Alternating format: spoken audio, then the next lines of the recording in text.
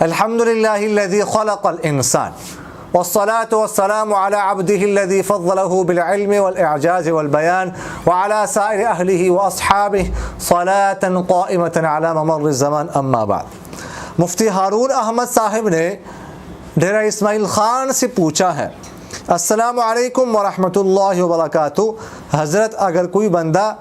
حلف نامہ پڑھے اور حلف نامہ اٹھانے کی نیت سے نہ پڑھے، اس کو کوئی زبردستی پڑھائے، اس کا کیا حکم ہے؟ یہ بات ذہن میں رکھیے گا کہ قسم اگر کوئی ویسے خود اٹھاتا ہے تو بھی ہو جاتی ہے، اور اگر کسی سے قسم اٹھوائی جائے،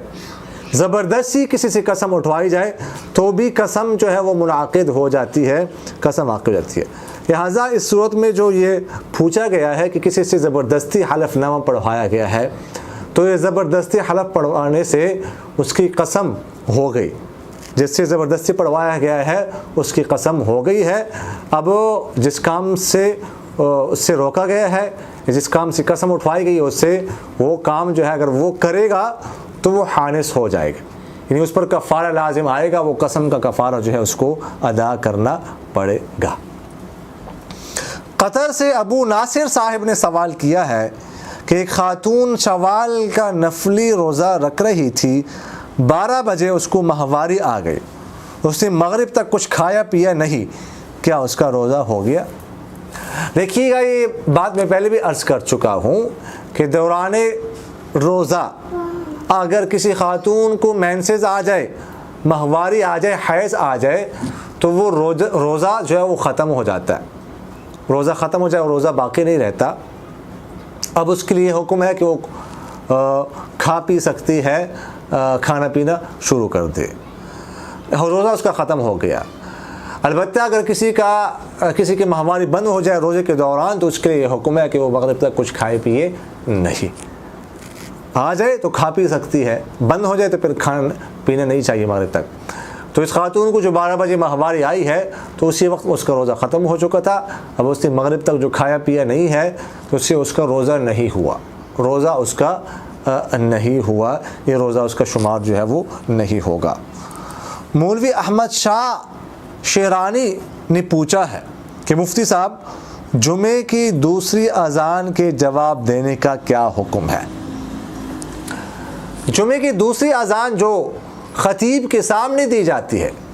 تو اس کے بارے میں یہ مسئلہ ذہن میں رکھیے گا کہ اس کا جواب نہیں دیا جا سکتا، اس کا جواب نہیں دے سکتے زبان سے، دل میں دے سکتے ہیں لیکن زبان سے نہیں دے سکتے۔ جب خطیب صاحب ممبر پر بیٹھ جائے تو اس کے بعد کوئی کلام، کوئی صلات، کوئی بات نہیں، بالکل خاموشی، اذان کا جواب بھی نہیں دے سکتے، اذان کے دوران بھی خاموشی ضروری ہے، اور اذان کے بعد جب خطبہ پڑھا جا رہا ہو اس وقت بھی خاموشی ضروری ہے، نہ بات کر سکتے ہیں، نہ نماز پڑھ سکتے ہیں،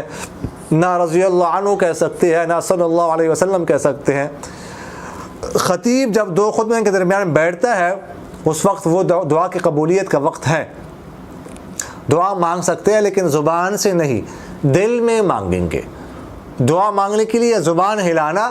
یہ ضروری نہیں ہے، لیکن دل میں بھی دعا مانگ سکتے ہیں تو دل میں مانگے، باقی زبان سے جو ہے کچھ بات کرنا، کچھ کہنا یہ درست نہیں ہے۔